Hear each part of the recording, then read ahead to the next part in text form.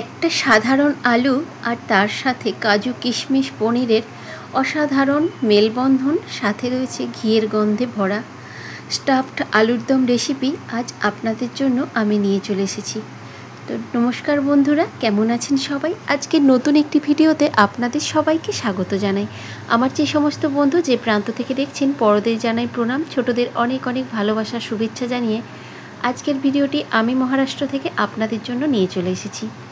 তো কি লাগছে দেখুন। পনির নিয়েছি, আলু নিয়েছি, কাজু কিশমিশ, কাঁচা লঙ্কা, আদা, এই সমস্ত উপকরণ, নুন, চিনি, ঘি, তেল সঙ্গে রয়েছে। অবশ্যই রান্নার জন্য আমরা সাদা তেল ব্যবহার করব। তো চলুন এগোনো যাক প্রসেসের দিকে। কিছুটা কাজু আমি ভিজিয়ে রেখেছি, যেটা আমি টমেটোর সাথে গ্রেভি বানিয়ে নেব। প্রথমে আলুটা আমরা কিভাবে তৈরি করছি সেটা দেখাই। কিছু আলু আমি প্রসেস করেই রেখেছি যাতে সময়টা কম লাগে সেই জন্য, আর একটা আমি আপনাদের দেখিয়ে দিচ্ছি। আর আমি কিছুটা নুন দিয়ে জলে ভিজিয়ে রেখেছি যাতে আলুটা নুনটা ভেতর অবধি শোক করতে পারে সেই জন্য। তো দেখুন, তার আগেই কিন্তু কিছুটা তেল আমি গরম করতে রাখছি, দিয়ে আলুটা আপনাদের দেখিয়ে দিচ্ছি কিভাবে ঠিক আমরা আলুটাকে কেটে নেব ভেতরে স্টাফ দেওয়ার জন্য।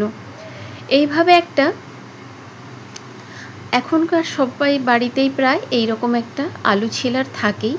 আলু ছিলার সাহায্যে বা চামচের পেছনের সাহায্যে আস্তে আস্তে এইভাবে ঘুরিয়ে ঘুরিয়ে আলুর ভেতরের অংশটা আমাদের বের করে নিতে হবে, তা কিছুটা অংশ খালি করে দিতে হবে।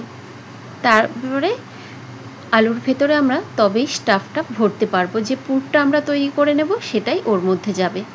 তো আশা করি বোঝাতে পেরেছি বন্ধুরা। তো চলুন, তেলটা আমার কিছুটা গরমও হয়ে গিয়েছে। এবার আলুটা আমি এর মধ্যে দিয়ে হালকা আঁচে লাল লাল করে ভেজে নেব। তবে আলুটা ঠিক এই রকমভাবেই ভাজবো যাতে আলুটা কিন্তু এই তেলের মধ্যে ভাজতে ভাজতেই সেদ্ধ হয়ে যায়। একে কিন্তু আমরা আলাদা করে খুব বেশি সেদ্ধ করব না, পুরো প্রসেসটা প্রায় তেলের মধ্যেই সেদ্ধ হয়ে যাবে। আর একটু নুন ছিটিয়ে দিলাম যাতে না আটকে যায় সেই জন্য, যেহেতু কম আঁচে রান্না করব। আর কিছুটা নুন জলে আমি ভিজিয়ে রেখেছিলাম সেই জন্য আগেই আলু শোক করে নিয়েছে, কিন্তু একটু জাস্ট 1 চিমটি আলুর মধ্যে নুনটা ছিটিয়ে দিয়েছি। আলুটা এখন ভাজা হোক কম আঁচে, একদম হালকা আঁচে ঢেকে ঢেকে ভেজে নিতে হবে। চাইলে এই মুহূর্তে আপনারা ঢেকে ভাজতে পারেন। তো এইবার আমি পুরের জন্য কিছুটা কাজু কিশমিশ কেটে নেব, একদম পাতলা পাতলা করে কুচি করে। রেসিপিটা আমার বাড়ির তৈরি, ভাইফোঁটার দিনে স্পেশাল বানিয়েছিলাম, কিন্তু ব্যস্ত থাকার জন্য আপনাদের সাথে শেয়ার করে উঠতে পারি না, সেই জন্য ভাবলাম আজ আপনাদের সাথে শেয়ার করে নিই। তো দেখুন, নিরামিষ দিনে শুধু ভাইফোঁটা কেন, যে কোনো অনুষ্ঠানে বা বাড়ির কোনো ছোটোখাটো উৎসবের দিনেও যারা নিরামিষ খান বা নিরামিষ পছন্দ করেন, অবশ্যই কিন্তু তাদের জন্য খুব সুন্দর একটা রেসিপি, বা বাড়িতে যে কোনো অতিথি আসলে তাদের জন্য চমকে দেওয়ার মতো সুন্দর রেস্টুরেন্টের স্বাদে পেয়ে যাবেন কিন্তু এই রেসিপিটা। কিছুটা কাঁচা লঙ্কা সঙ্গে সঙ্গে কুচিয়ে নিয়েছি আপনাদের সাথে গল্প করতে করতে। এবার 1 টুকরো আদা এর সাথে কুচিয়ে নিচ্ছি, খুব বেশি না কিন্তু একদমই অল্প, ছোট্ট 1 টুকরো আদা এর সাথে কুচিয়ে নিচ্ছি। বিশ্বাস করুন বন্ধুরা, একবার বানিয়ে আপনারা ট্রাই করবেন অবশ্যই, খেতে কিন্তু খুব সুন্দর সুস্বাদু হয়। তবে এতে আরও রাজকীয় স্বাদ করতে চাইলে ক্রিম আর একটু দই দেয়া যেতে পারে, কিন্তু আমি যেহেতু বাড়ির জন্য বানিয়েছি একদম কম হালকা পাতলাভাবে মশলা দিয়ে করেছি, যাতে খুব একটা রিচ না হয় সেই জন্য। আর একদম যদি খুব রিচ যারা পছন্দ করেন, এতে কিন্তু 1 থেকে 2 চামচ দই ব্যবহার করতে পারেন, একদম কম টকযুক্ত দই, মানে বাড়িতে পাতা দই হলে খুব বেশি টক হয় না, তখন সেখানে আমরা 2 থেকে 3 চামচ সেই দই ব্যবহার করতে পারি। তাতে গ্রেভিটা আরও ঠিক হবে এবং টেক্সচারটাও সুন্দর আসবে এবং টকও হবে না। তাই বাড়ির পাতা দই হলে খুব ভালো হয়, দোকানের দইগুলো একটু টক হয় বিশেষভাবে সেই জন্য। এখন দেখুন, টমেটো, কাজু, কাঁচা লঙ্কা, আদা দিয়ে পেস্ট করেছি, সঙ্গে দিয়ে দিচ্ছি একটুখানি পরিমাণ মৌরি একটা আলাদাই সুগন্ধ থাকে, সেটা এই রেসিপিতে আরও একটু সুন্দর মাত্রা যোগ করে সেই জন্যই। এখন আলুগুলো আমার হালকাভাবে আস্তে আস্তে তুলে নিতে হবে। লাল লাল ভাজা হয়ে গিয়েছে, আর এই প্রসেসে হালকা হাতে তুলতে হবে। কেন বললাম, আলুটা আমার পুরো সেদ্ধ হয়ে গিয়েছে, কিন্তু একদম হালকা হাতে তুলতে হবে, কারণ নইলে ভেঙে যেতে পারে। ভেতরটা ফাঁপা আর বাইরে চাপ পড়লে আলু ভেঙে যাওয়ার চান্স থাকে। চলুন, আলুটা তো তুলে নিয়েছি, এবার আমরা পুর যেটা বানাবো সেই প্রসেসটা করে নিই। পনিরটাকে আমি এখানে গ্রেট করে নিচ্ছি। আপনারা চাইলে বাড়িতে তৈরি ছানা ব্যবহার করতে পারেন, কোনো অসুবিধে নেই তাতে। আসলে রান্নাটা এমনই একটা জিনিস যেটা আমাদের নিজেদের স্বাদের পছন্দ অনুযায়ী আমরা হেরফের করে নিই, তাই না বন্ধুরা? তো চলুন, এবার কিছুটা জায়ফল আমি এখানে গ্রেট করে দিচ্ছি, এর একটা আলাদা ফ্লেভার আসে সেই জন্যই। খুব বেশি না, খুব বেশি দিলে তেতো হয়ে যাবে। একদম ওই 2 পিঞ্চ, হাতে টেপা পিঞ্চের মতো 2 পিঞ্চ হবে, এতটাই পরিমাণ আমরা জায়ফল পাউডার দিয়েছি। এখন যে চপ করে রাখা কাজু কিশমিশগুলো আমি কড়াইতে একটু তেলে হালকা রোস্ট করে নিলাম, তারপরে ওই পনিরটা দিয়ে দিচ্ছি। ওর সাথে একটু ভাজা ভাজা করে নেব, তার জন্য ওর সাথেই কিন্তু জায়ফলের যে 2 পিঞ্চ পাউডার আমি গ্রেট করে দিয়েছিলাম, ওর সাথেই কিন্তু দেওয়া আছে। যখন আমরা ওটা একটু ফ্রাই করব, সুন্দর একটা গন্ধ আসবে। দিয়ে দিয়েছি 1 চিমটে নুন, পুরের স্বাদ অনুযায়ী নুনটা দিতে হবে, এবং কিছুটা ধনেপাতা, ওই 1 চামচ থেকে ছোটো চামচের 1.5 চামচ আন্দাজ কুচনো ধনেপাতা দিয়ে দিয়েছি। দিয়ে দিচ্ছি একটু পরিমাণ চিনি, যেহেতু এটা নিরামিষ রেসিপি, একটু মিষ্টি দিলে স্বাদটা ব্যালেন্স হয়, সেই জন্য। যে চিনি পছন্দ করেন না, অ্যাড নাও করতে পারেন, কোনো অসুবিধে নেই, তবে হ্যাঁ, নিরামিষে একটু চিনি দিলে স্বাদটা ভালো হয়। এখন পুরটা আমার হালকা ভাজা হয়ে তুলে নিচ্ছি, তবে এখানে খেয়াল রাখবেন খুব বেশি ভাজলে হবে না, তাহলে পুরটা কিন্তু একদম ক্রাঞ্চি একটা খসখসে ভাব তৈরি হবে, যেহেতু পনির ভাজলে একটু শক্ত হয়ে যায়, সেই জন্য খুব নাড়ব না, কিন্তু একটা হালকা সুগন্ধ বের হলে আমরা সেটা নামিয়ে নেব। কিছুটা আলু ভেজে রেখেছিলাম, সেই তেলটাই দিলাম, যেহেতু আলুটা ভাজা হয়েছে ওই তেলে, ওর ফ্লেভারও ওর সাথে রয়েছে।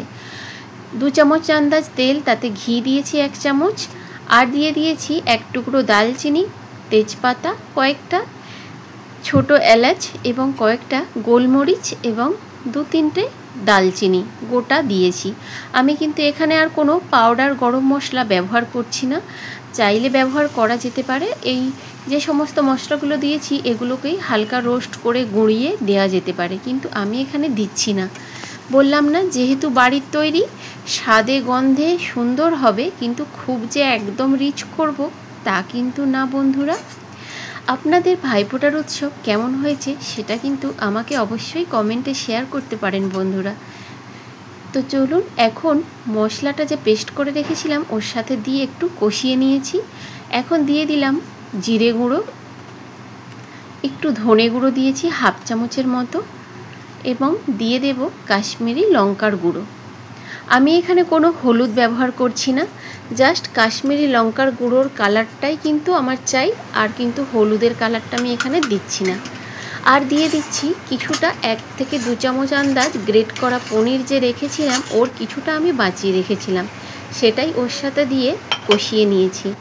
এটা খেয়াল রাখতে হবে বন্ধুরা, এখানে কিন্তু মশলাটা চটপট কষিয়ে দেখিয়েছি, আপনাদের কিন্তু একটু কম আছে হালকা হাতে কষিয়ে নিতে হবে।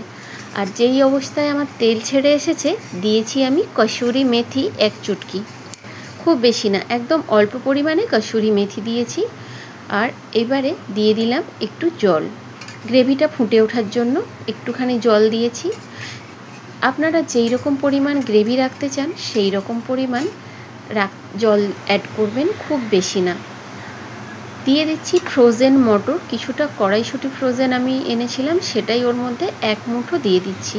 খুব যে একদম দিচ্ছি ভরে তা না, এতে কিন্তু এর ফ্লেভারটা খুব সুন্দর তৈরি হয়। অল্প করে একটু দিয়ে দিলাম, দেখতেও সুন্দর লাগে সবুজ সবুজ, সেই জন্য। চাইলে অ্যাড করাও যেতে পারে, না চাইলে নাও অ্যাড করা যেতে পারে। এখন ওটা ফুটতে থাকুক, আমি ততক্ষণ তৈরি করে নেব পুরটা যে করে রেখেছিলাম, ওটা আলুর মধ্যে স্টাফ করে দেব। আমি হাতের সাহায্যে ভরে নিচ্ছি, এখানে হালকাভাবে ভরতে হবে, নইলে কিন্তু আলুটা ভেঙে যাবে। যেহেতু আলুটা আমার পুরো বয়েল হয়ে গিয়েছে, সেই জন্য আলুটা যাতে ভেঙে না যায় একদম হালকা হাতে ধীরে ধীরে ভরতে হবে মশলাটা। তো দেখুন, অনেকেই এখানে কাঁচা পুর ব্যবহার করেন, দিয়ে আলুতে ভরে তারপর আলুটা ভাজেন। আমি কিন্তু একটু অন্যভাবেই দেখিয়েছি। আমি আলুটা আলাদা ভেজে নিয়েছি এবং পুরটাও আলাদা বানিয়ে নিয়ে তারপর কিন্তু স্টাফ করছি। যে যার নিজের মতো প্রসেসে করতে পারেন অনেকেই অনেকভাবে করে থাকেন, কিন্তু আমি এইভাবেই করি, সেটাই আপনাদের সাথে শেয়ার করলাম। তো দেখুন, এখানে জায়ফলের একটা এত সুন্দর ফ্লেভার আসছে, সেটা আপনারা নিজেরা যখন বানাবেন তখনই কিন্তু বুঝতে পারবেন। আসলে সবাই সব রকম এখন রান্না তো প্রায় করেই থাকেন, কিন্তু যে যার নিজের হাতের একটা নিজস্ব আলাদা স্বাদ থাকে, সেটাই কিন্তু রান্নার মধ্যে মাত্রা এনে দেয় এবং স্বাদেও ফারাক পড়ে সেটাই। তো দেখুন, এবার কিছুক্ষণ ফুটে ওঠার পর হালকা হাতে আলুগুলো দিয়ে আমি কিন্তু আর নাড়াবো না। আর একটা জিনিস লক্ষ্য করবেন, পুরের যে দিকটা আমি পুর ভরেছি সেই মুখগুলো ওপরের দিকে রেখেছি কিন্তু, কারণ মাঝের অংশটা বেশি ফোটে, আর পুরের মুখটা যদি আমি মাঝের দিকে মানে ঘুরিয়ে রাখি তাহলে কিন্তু পুরগুলো আমার বেরিয়ে চলে আসতে পারে, সম্ভাবনা সেটাই। সেই জন্য কিন্তু মুখগুলো আমি সব বাইরের দিকে ঘুরিয়ে রেখেছি, খেয়াল করবেন কিন্তু বন্ধুরা। 5 থেকে 7-8 মিনিট হালকা আঁচে ঢেকে রেখে একটু কম আঁচে রান্না করে নিলেই ব্যাস আমার রেডি। আপনাদের যেরকম গ্রেভি পছন্দ সেই রকম কম বেশি করে একটু রাখতে পারেন। আমি এই অবস্থায় কিন্তু শেষ করছি, আর এর থেকে বেশি ফুটিয়ে শুকনো করব না, কারণ কিছুটা আপনি আলু যেহেতু আছে অল্প কমে যাবে কিন্তু। তো চলুন, এখানেই আমার রান্না একদম শেষ, কমপ্লিট। রেসিপিটা যদি আপনাদের ভালো লাগে অবশ্যই শেয়ার করবেন, লাইক দিয়ে বন্ধু হয়ে পাশে থাকবেন। তো আজ এখানেই শেষ করছি। ভালো থাকবেন, সুস্থ থাকবেন। দেখা হচ্ছে আবার অন্য একটি রেসিপি নিয়ে। নমস্কার বন্ধুরা।